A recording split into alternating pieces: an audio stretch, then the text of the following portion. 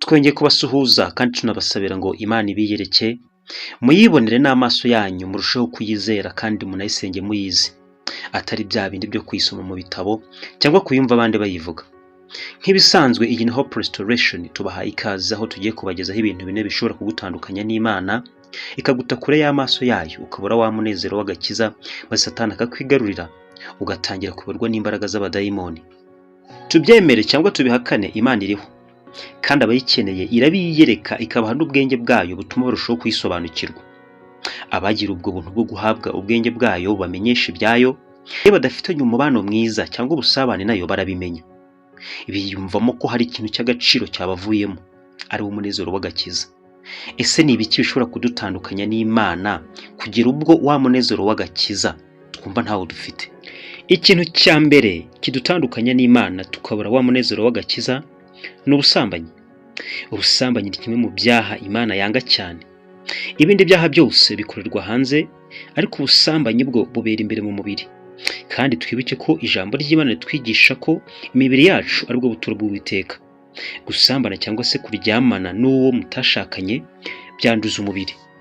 Rero niba koko imibiri yacu ari ubuturo bw'Uwiteka kandi gusambana bikaba byanduza umubiri, bivuze ko gusambana byirukana Uwiteka uri muri twe, akaduta akigendera kuko ntiyatura mu buturo bwanduye.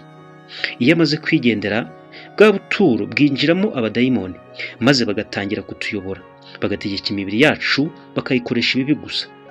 Ibi birashimangirwa n'amagambo y'Imana dusanga mu butumwa bwiza nk'uko bwanditswe na Luka ibice 11:24. Haranditse ngo, dayimoni iyo avuye mu muntu azerera ahadafite amazi, ashaka uburuhukiro, akabubura, akavuga ati reka nisubire mu nzu yanjye navuyemo. Aya ni amagambo y'Imana. Ni ukuvuga ko imibiri yacu ishobora kuba ubuturo bw'abadayimoni cyangwa se bw'Imana. Nitwe twihitiramo ugomba gutura mu mibiri yacu. Bibiliya ivuga ingero z'abantu batoranijwe n'Imana gusohoza umugambi wayo hano ku isi, ariko nyuma bakishora mu busambanyi, bigatuma Imana ijya kure yabo, bakabura ubwiza bwayo. Muri bo twavuga nka Samusoni wasambanye na Delila, bigatuma yica misiyo yari yarahawe n'Imana. Dawidi wasambanye na Batisheba umugore wa Uriya, nubwo Imana yababariye Dawidi, ariko ingaruka z'icyaha cy'ubusambanyi zakomeza gukurikirana umuryango we. Ubusambanyi budutandukanya n'Imana, kandi birashoboka cyane ko uwo ari we wese yabugwamo, kuko niba umunyembaraga nka Samusoni, umuntu Imana yishimiye ikishimira umutima we kurusha imitima y'abandi bose nka Dawidi, ndetse n'umunyabwenge kurusha abanyabwenge bose babayeho nka Salomo, baraguye mu cyaha cy'ubusambanyi, ibi biraduhamiriza neza ko natwe byatubaho. Bityo rero intwaro ni imwe, ni ugusenga ubudacogora, ubutitsa, kugira ngo tutagwa mu moshya. Ikintu cya kabiri kidutandukanya n'Imana tukabura kwa kunezerwa kuzanwa n'agakiza, joy of salvation, no guhaza irari rya kamere. Iyo twemeye kuyoborwa n'irari rya kamere, tukayihaza, ikidusabye cyose tukayigiha, twirukana Mwuka Wera uri muri twe, maze tugasigara tuyobowe na kamere. Kamere nayo igafungura abadayimoni imiryango. Turasabwa kwiga gutegeka imibiri yacu, tukayikoresha icyo Mwuka Wera ashaka. Amahitamo rero ni ayacu. Nibyo koko twemerewe gukora icyo ari cyo cyose, ariko siko ibyo dukora byose bitugirira umumaro. Urugero, niba umubiri udutegetse kureba filime z'urukozasoni, mbere na mbere tugomba kwibaza niba hari umumaro bidufitiye, cyangwa se niba duhamanya na Mwuka Wera uri muri twe. Iyo duhagije irari rya kamere, bivuze ko tuba tuniniye icyo Mwuka Wera adusaba, tukumvira kamere. Ibi rero bibabaza kamere, maze tukabura ubwiza bw'Imana.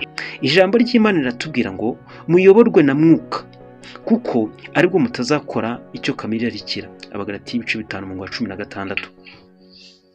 Ikintu cya gatatu gituma tujya kure y'Imana tukabura ubwiza bwayo, ni igihe twahagaritse gusenga ndetse no gusoma ibyanditswe byera.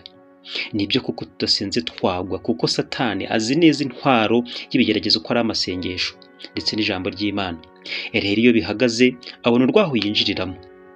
Uko dusoma ijambo ry'Imana niko turushaho kuyegera ndetse no kuyimenya. Ibi rero byongera ubucuti ndetse n'umubano hagati yacu n'Imana.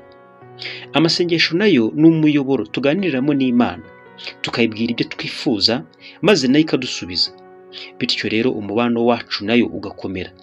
Rero iyo tubihagaritse, ntituba tukiri hafi yayo, kuko icyaduhuzaga nayo kiba cyahagaze. kitakiriho.